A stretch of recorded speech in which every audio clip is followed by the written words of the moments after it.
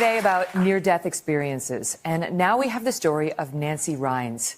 Nancy grew up in a Midwestern Catholic family, but distanced herself from the church and for years considered herself an atheist.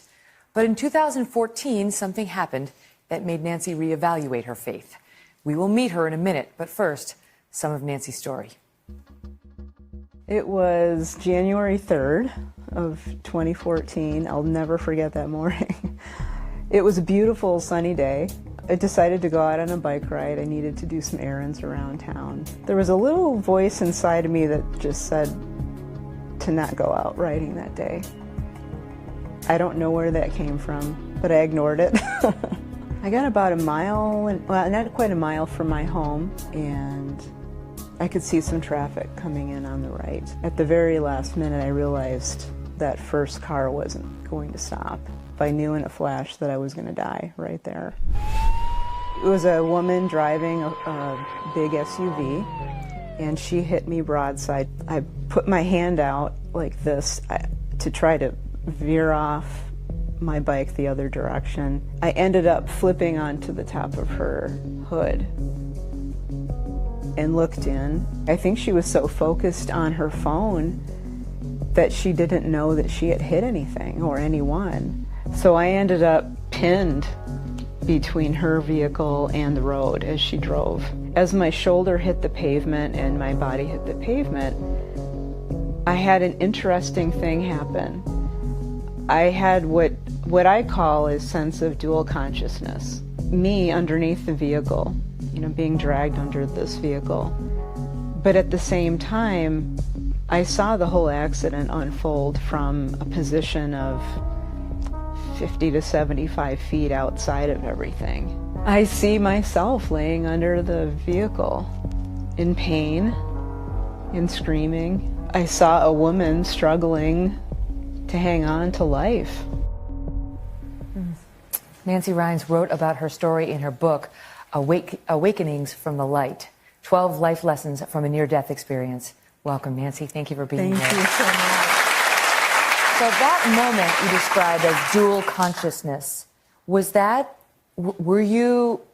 your heart still beating? Were you still alive in that moment? I was still alive in that moment. That's why it really kind of freaked me out a little bit. I hadn't had any, I had never felt anything like that before. There was nothing in my lexicon to describe what this was. But I was still alive, yes. And it was unfortunately, it was only a preview of what was to come. Right. Because 3 days later, you had a major surgery. Right. And what happened? So during the surgery, my heart rate stopped for a brief time, and my breathing went to zero. My blood pressure dropped precipitously. And it was in that moment that I found myself waking up. And I thought, wow, this is great, because around me was this beautiful hillside, surrounded by flowers and trees and a beautiful mountain range in the distance, and a sense of peace and love and welcoming that I had never felt before. And I knew something was different. And like with Sherry, it wasn't panic, it wasn't fear, No. It wasn't scary. No, not at all. No, I felt a little confused at first, and then I thought to myself, I must have died. I wonder if I died. But then if I did, why am I here? Because I don't believe in any of this. Right, I'm an atheist. What's happening? Could it be I was wrong? Exactly. And what about that? Because you came back. Right. And what information did you take away from that? What lesson?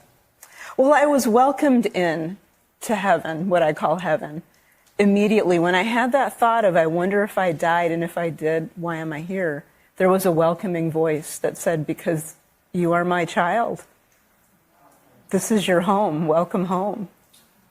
Was there hesitation about returning back here? For here? me, yes. Like you might have just stayed there. There was a part of me that really wanted to stay because of the peace and the love. The love was incredible, and the connection to everyone and everything was incredible. I was connected not only to my family here on earth, but also to everyone else in that place. So what made you come back? what made me come back was that I had agreed to do this before I was born. And I was reminded of that while I was there. That you had more business left to finish. Right. And I said there was at some point a womanly guide came and kind of helped me out. And I said to her, I don't remember agreeing to do this. And so she showed me on this kind of a screen in the sky of me standing in front of all of my family and friends agreeing to do certain things, and this was one of them. Do you live your life differently now as a result? Completely differently. How? I actually take a lot more risks. That's similar. Not in a bad, like, put my body in danger way, but I realize that, again, I don't want to let fear run my life. I'm much more loving. Much more loving. Incredibly. My capacity for love has increased multiple times. I mean, just an incredible amount of love for everyone and everything. And I'm at peace.